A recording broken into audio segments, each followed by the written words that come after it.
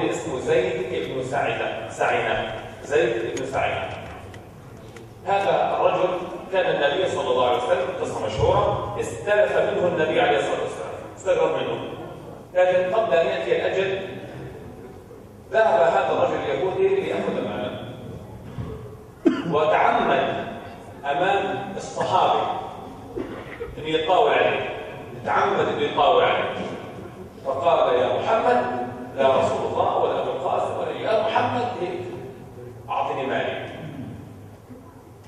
أنتم بني عبد المطلب قوم المطر، ما تطلقوا حقوق العباد، أنتم خوش الله، أنتم عامل حالة يعني زي لغتنا هيك، شو هذا صرياتي. طيب النبي عليه الصلاة والسلام شو بقول بقدر أقول إيش؟ أنت واحد ما بتستحي، تعرف إيش أقول؟ وأعلى بخيلك اركبه، والشكل اللي معك بلي وشرب ميته، سوي اللي بدك إياه، طلع أنا عامل إيش؟ إعلان فلوس. وبالعربي بشوف أكري، وبالعربي باب مفتاحين، وبالعربي طبش راسك تاخذ 20 أدوار بالشهر. مش هيك الناس بيعملوا؟ وهكذا. نعم. أيوه أبشر. سيدنا عمر الخطاب ما تحملش زيكم، تحملش بيسحب السيف. الله أكبر، شو هذا؟ بتطاول عليه وقدامنا كمان أخرى. مرني يا رسول الله ليقطع عنقه، لأقطع عنقه، أقطع مسكين. قال لا يا عمر، هنا الأدب، هنا الأخلاق، هنا المعاملة. والله يحب المحسنين كيف؟ اللي بيسيء لا تحسن له. وين تقدر تصير هاي؟ احنا بالكاظمين الغيظ تعرفين تدبرها. وين تقدر تصل لثالثة؟ لا تتعلم. فالنبي عليه الصلاة والسلام قال يا عمر، قلت أنا وهو أحوج إلى غير ذلك مني. كان عليك أن تطلبه وأن تأمره بحسن الطلب، يعني اطلب أدب، حقه، بس اطلب أدب. وأن تأمرني بحسن الأداء، واجب لرد الحق له، روح أعطيه. أعطى بعد ذلك. قال شو هي الزيادة؟ شو هي الزيادة بعد ما؟ قال إيش؟ قال بالمحكمة شو بقولوا؟ قال أنا صار لي معاناة، عندي صار وجع راس وهم وتعب، يعني بالعربي إيش محمد؟ قال صار عنده سيفل. فبالمحكمة بقول على السيفل، بقول على المعاناة. النبي عليه الصلاة والسلام قال عمر زيده، قال ايش هذه الزيادة؟ حق هذولا، ايش الزيادة هذه؟ قال هذا جزاء ما روعناه. عشان خوفتك، شوف المعاناة، خوفتك. شوف احنا وين زمان سابقين فيها هاي، تحكوش علينا بالديمقراطية تبعيتكم، العدل لا، العدل عندنا، الإيمان عندنا، معاملة عندنا. فعندها جاء اليهودي زيد بن سعينة قال يا رسول الله، قرأت أوصافك في التوراة فخبرتها. أنا اللي عملت هيك ليش؟ أنا رحت قرأت أوصافك، تعمل كذا، تعمل كذا، خير، أوصافك خير، أوصاف معاملات كلها شفتها فيك، بس في ثنتين ما شفتنيش. أجي أختبرك أنك تجهل تحلم على من يجهل عليك، تحلم على من يجهل عليك، يعني بتطلع عليه بإيديك إيش؟ تصبر، تتحمله، ولا يزيدك جهل الناس إلى حلمك، وكل ما واحد بيجهل أكثر إيش؟ بتزيد حلم. الله أكبر، بتزيد حلم. أستغفر الله، أنا ما جاي بدي مصاري، بس أنا بختبرك، وجدت فيك أشهد أن لا إله إلا الله وأشهد أن محمدا رسول الله، وما لي هذا صدقة على المسلمين، أو كما ورد. شو هذا يا إخوة؟ أنا ممكن يصير معي واحد صاحب حق، شو يغلط عليك، يطاوع عليك. طب أنتوا مش قدام القاضي شو بتقولوا؟ أنت صاحب حق وحقك مبين واضح، بتقول له سيد القاضي. مع الأسف أنا مرات بحكيها بالعبراني، بس هيك بتتعودوا أنت، يعني أنا ما بحبهاش، يعني ما بحبش الكلمة. تقول وأنت صاحب حق إيش؟ أبو عميد هدوني هشوف وأنت صاحب حق، تقدر تقول له اسمع يا قاضي محكوم، هاي وراك كتابة، اطلع ليه؟ فيها أدب. لا ممكن واحد يضغط عليك، سد الحق لأصحابه، لا تقول اشرب ميته وبالمي وبالوشرب ميته وسوي بدك إياه ونحر ولعب، لا، صاحب حق إياك. شوف النبي صلى الله عليه وسلم كيف كسب قلبه، كسبه للإسلام، كسبه للإيمان. تكون إن شاء الله مع وصلة مشاهدية يضطر القلوب أكثر مني مع أخينا أبي جمال الحاج ناصر عبد الله الملقب بالسوري، والله ينصر الشعب السوري. مش بسوريا، تفكروا هيك يعني. السلام عليكم. لي فيك يا أرض الحجاز حبيب نور العيون وللقلوب طبيب.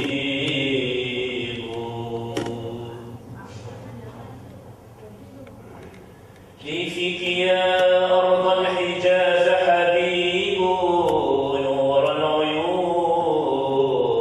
وللقلوب طبيب.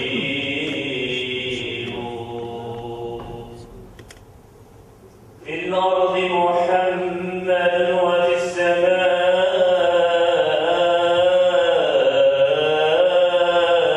أحمد وعند الإله مقرب محبوب. صلوا على نبينا جمعا يا حاضرين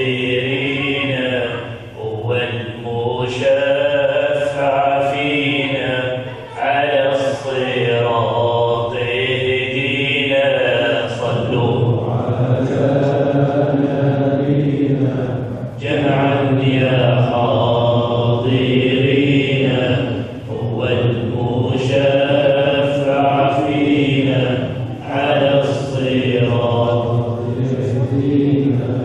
أول مديح للنبي طه الزكي ليزري من هو بمكيره مؤيدا منصورا. صلوا على نبينا جمعا يا حاضرين هو المشفع فينا على الصراط اهدينا. إنما زر ذاك الحبيب فليس لي عيش يطيب والدمع في عيني صابي زيارتان لحبيبنا. صلوا على نبينا جمعا يا حاضرين هو المشفع فينا على الصراط اهدينا. من مكي لما ظهر في المهدي لغاه القمر وافتخرت الأمور طه النبي هدينا. صلوا على نبينا جمعا يا حاضرين هو المشفع فينا على الصراط اهدينا. يا إمام الأنبياء يا ميلاد الأتقياء يا سراج الأولياء بالله كشف علينا. صلوا على نبينا جمعا يا حاضرين هو المشفع فينا على الصراط اهدينا. يا سيدي يا نبينا انت قمر مبينا نورك طاوي علينا رأف بالمؤمنين. صلوا على نبينا جمعا يا حاضرين هو المشفع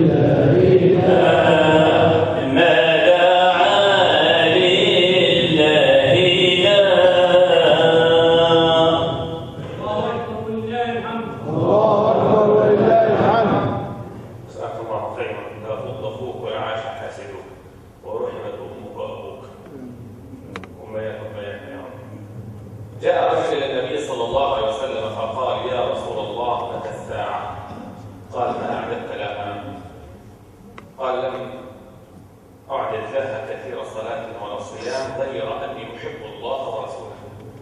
قال أنت يوم القيامة مع من أحببت أو كما قال. قال بعض الصحابة يا رسول الله هذه له خاصة بس له ولا كمان احنا؟ قال ولجميع أمتي أو كما قال.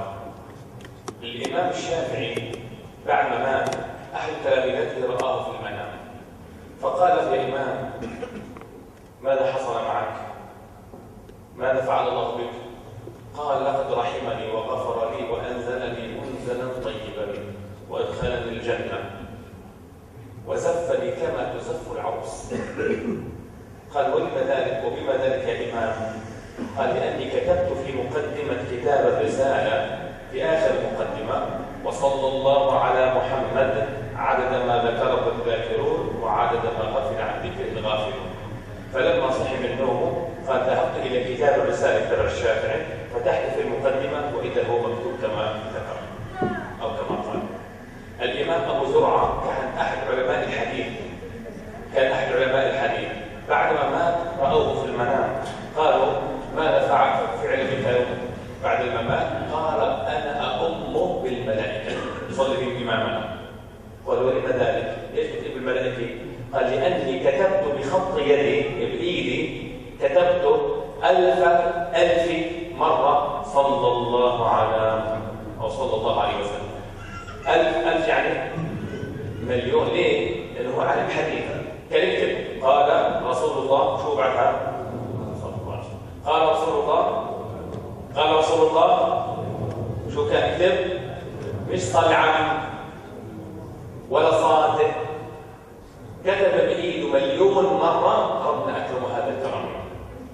يا لها من محبة ويا له من أجر. طبعا ضيفنا الشيخ عبد الرؤوف أبو الهيجة نحن نشكره على طبعا الأخوان اللي حضروا معاه بارك الله فيهم على حضوره. طبعا ضيفنا اللي لازم يحضر اليوم الشيخ أشرف حسن أصابته وعكة صحية وأخونا ما شاء الله لبى النداء ولبى الواجب حبا لكم وأول حبا لله ورسوله فجزاه الله خيرا. فنقول مع الموعظة الطيبة مع شيخنا وحبيبنا الشيخ عبد الرؤوف أبو الهيجة فليتفضل مشكورا. الله أكبر لله الحمد.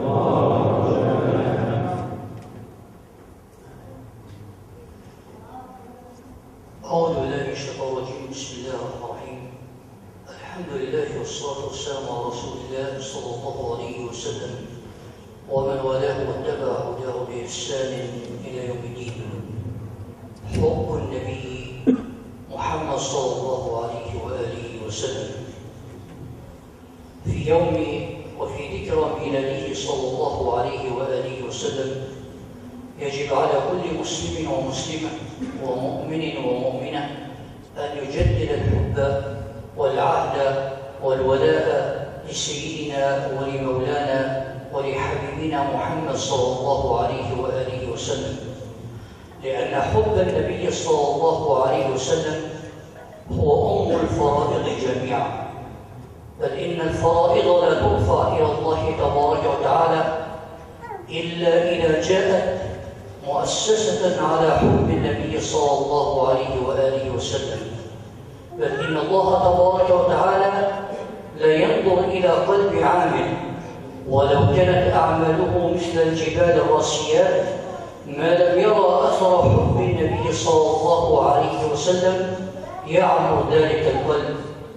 هذه الفريضة الغالية، هذه الفريضة التي يجب على كل إنسان مسلم أن يعلمها وأن يعمل بها، وأن يعلم أن حب النبي صلى الله عليه وسلم هي فريضة فرضت كالصلاة والصيام والزكاة والحج. بل إن هذه الفرائض كما قلت لا تقبل ولا ترفع إلى الله تبارك وتعالى إلا إذا جاءت مؤسسة على حب النبي صلى الله عليه وآله وسلم. أرأيت لو أن أحد قال أشهد أن لا إله إلا الله ولم يكمل قوله وأشهد أن محمدا رسول الله، تقبل شهادته عند الله؟ لا تقبل. فإذا لم تقبل شهادته عند الله عز وجل لم يدخل إلى الإسلام ولم يحسب مع المسلمين. أرأيت لو أن إنسانا صلى ولم يجلس في الركوع الأخير ويصلي على رسول الله صلى الله عليه وسلم الصلاة الإبراهيمية، كيف يكون حال هذه الصلاة وكيف سترفع هذه الصلاة إلى الله تبارك وتعالى؟ أرأيت لو أن إنسانا قال أنا لا أؤمن إلا بما جاء في كتاب الله تبارك وتعالى دون أن يعمل بهدي وسنة النبي محمد صلى الله عليه وسلم، يقبل عمله؟ يقبل إيمانه؟ يقبل إسلامه؟ أبدا، حتى يأتي عاملا بهدي والسيرة وسنة رسول الله صلى الله عليه وسلم. بل إن الله تبارك وتعالى اشترط شرطا على أحبابه ألا يأتوه إلا بحب النبي صلى الله عليه وآله وسلم. شرط قبول الأعمال عند الله تبارك وتعالى، شرط قبول الطاعات عند الله تبارك وتعالى أن يكون هذا العامل محبا لرسول الله صلى الله عليه وآله وسلم، وإلا لا ينظر الله عز وجل إليه بعين الرضا ولا ينظر الله عز وجل إليه بعين المحبة. هكذا قال الله تبارك وتعالى: قل إن كنتم تحبون الله فاتبعوني يحببكم الله. لأن محبة الله عز وجل ليست ثوبا يلبس، محبة الله عز وجل ليست كلام يقال ولا موعظة ولا شعار يرفع. محبة النبي صلى الله عليه وسلم من محبة الله تبارك وتعالى، ومحبة النبي صلى الله عليه وسلم تلزم العمل، يتبعها العمل، ليس القول وليس الادعاء وما سيقبل عند الله عز وجل. بل إن الله تبارك وتعالى ينظر إلى قلوب هؤلاء الذين يدعون حب النبي صلى الله عليه وسلم، فإن رأى أعمالهم تصدق كلامهم قبل هذا الحب. فإذا قبل الله عز وجل حبهم لنبيه محمد صلى الله عليه وسلم أحبهم الله تبارك وتعالى. ويشهد على ذلك كذلك قول الله عز وجل في الحديث القدسي: وما زال عبدي يتقرب إلي بالنوافل حتى أحبه. والنوافل هي عمل النبي صلى الله عليه وآله وسلم، فبمقدار ما يتقرب الإنسان إلى الله عز وجل بأعمال النبي صلى الله عليه وسلم، وهذا دليل محبة هذا المؤمن لرسول الله صلى الله عليه وسلم، بمقدار ما ترفع له درجات المحبة ومراتب المحبة عند الله تبارك وتعالى. وإن نبينا محمد صلى الله عليه وآله وسلم يقول: إن الله عز وجل حرم الجنة على الأنبياء حتى أدخلها، وحرم الجنة على الأمم حتى تدخلها أمتي. لن يدخل الجنة نبي حتى يدخلها سيد الأنبياء محمد صلى الله عليه وسلم، ولن تدخل الجنة أمة حتى تدخلها سيدة الأمم أمة النبي محمد صلى الله عليه وآله وسلم. لأن حب النبي صلى الله عليه وسلم أيها الإخوة أيها الأحباب هو الفرض الذي يجب أن نتقرب به إلى الله عز وجل، هو الفرض الذي يجب أن ترفع به الأعمال إلى الله تبارك وتعالى. وإن أصحاب النبي صلى الله عليه وآله وسلم كانت ترفع لهم المنازل فيما بينهم بمقدار حبهم وحب رسول الله صلى الله عليه وسلم لهم. ويشهد على ذلك عمر بن الخطاب رضي الله عنه لما كان يزيد أسامة بن زيد رضي الله عنهما بالعطاء زيادة عن ابنه عبد الله بن عمر، وهما قرينان متساويان في العمر والإسلام، فسأله ابن عمر قال: يا خليفة المسلمين، يا أمير المؤمنين، يا أبتي، لم تعطي أسامة بن زيد زيادة عني؟ قال: لأن أباه زيد بن حارثة كان أحب الناس إلى رسول الله صلى الله عليه وسلم، وابنه كان ينال ذات المحبة من رسول الله صلى الله عليه وسلم، ونحن نعطي الناس على حبهم لرسول الله صلى الله عليه وسلم وعلى حب رسول الله صلى الله عليه وسلم لهم. فبمقدار ما ترتفع منازل المحبة للصحابة عند رسول الله صلى الله عليه وسلم، بمقدار ما يرفع لهم العطاء وترفع لهم المنازل ويكرمون بين الصحابة رضوان الله عليهم وأرضاهم. بل أعجب من ذلك، سئل العلماء رضي الله عنهم وأرضاهم، السادة رضي الله عنهم وأرضاهم، من أكرم معاوية بن أبي سفيان ومن أعلى منزلة وأرفع مرتبة، أم عمر بن عبد العزيز؟ وعمر بن عبد العزيز أيها الإخوة يقول عنه السادة العلماء ما جاء من بعد الصحابة، والصحابة هم خير الناس من بعد الأنبياء اتفاقا، لقول النبي صلى الله عليه وسلم خير القرون قرني، ما جاء على الأرض قوم من بعد الأنبياء أكرم على الله عز وجل من أصحاب النبي صلى الله عليه وسلم. يقولون وما جاء من بعد الصحابة رضوان الله عليهم أعلى منزلة وأرفع مرتبة من ثلاثة: عمر بن عبد العزيز ويوسف بن شفيق ونور الدين زنكي. هذا الرجل الجليل العظيم العالي المنزلة الذي عد المؤرخون الخليفة الراشد الخامس، ولم يدرك صحبة النبي صلى الله عليه وسلم، وإنما لقوة إيمانه وعلو همته ومنزلته في التاريخ الإسلامي يسألون من أعلى مرتبة؟ هذا الرجل على علو منزلته وكرم أخلاقه وتاريخه أم معاوية بن أبي سفيان رضي الله عنهما؟ فأجابوا اتفاقا: لليلة من ليالي معاوية بن أبي سفيان مع رسول الله صلى الله عليه وسلم تساوي عمر بن عبد العزيز وآل بيته. بل إن الساعة من ساعات معاوية بن أبي سفيان مع رسول الله صلى الله عليه وسلم لا تعادلها الساعة في العالمين أبدا، ولا يعادلها شرفا، ولا تعادلها منزلة، ولا تعادلها مرتبة. يا إخوتنا ويا أحبتنا، يا إخوتنا ويا أحبتنا، إن الطريق إلى حب الله عز وجل صار واضح، إن الطريق إلى حب الله تبارك وتعالى صار واضح. فمن أراد أن يطرق باب حب الله تبارك وتعالى فليعلم أن المفتاح عند رسول الله صلى الله عليه وسلم.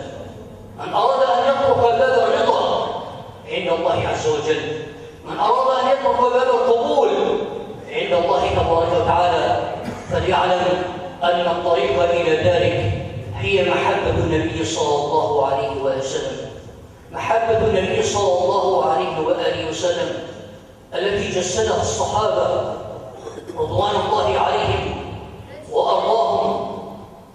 خالد بن الوليد رضي الله عنه الذي كان ينزل إلى معركة من المعارك فيستبسد القتال حتى يخشى الجند من أن يهلكهم بسبب شجاعته واستبساده، فقالوا له: ما لك يا خالد؟ ما لك تستبسل هذا الاستبسال وتقاتل هذا القتال؟ فقال: ولسوتي بقيتي عمامتي سقطت. فقالوا: لأجل عمامة؟ لأجل عمامة؟ قال: لا، ولكن في عمامتي بضع شعرات لرسول الله صلى الله عليه وسلم، والله لأن تخرج روحي أهون علي من أن يمسها مشرك من المشركين، من أن يمس شعرة من شعرات رسول الله صلى الله عليه وآله وسلم. حتى أن أبا سفيان لما جاء يحاور النبي صلى الله عليه وسلم في صلح الحديبية قال: قدمت على الأكاسرة والقياصرة، قدمت على الملوك والزعماء، فما رأيت أحدا يحب أحدا يحب محمدا. يا قوم لو بصق محمد صلى الله عليه وسلم، يقول لقريش: لو بصق محمد لأخذوا بصقته وتمسحوا بها، لأخذوا بصقته وتنازعوها وتمسحوا بها.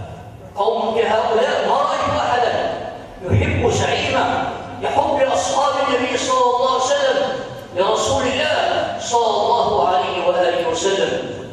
وحب النبي صلى الله عليه وسلم يترتب عليه حب آل بيت النبي صلى الله عليه وآله وسلم وحب أصحاب النبي صلى الله عليه وسلم، فحب آل البيت من حب رسول الله صلى الله عليه وسلم، وحب أصحاب رسول الله صلى الله عليه وسلم من حب رسول الله صلى الله عليه وسلم.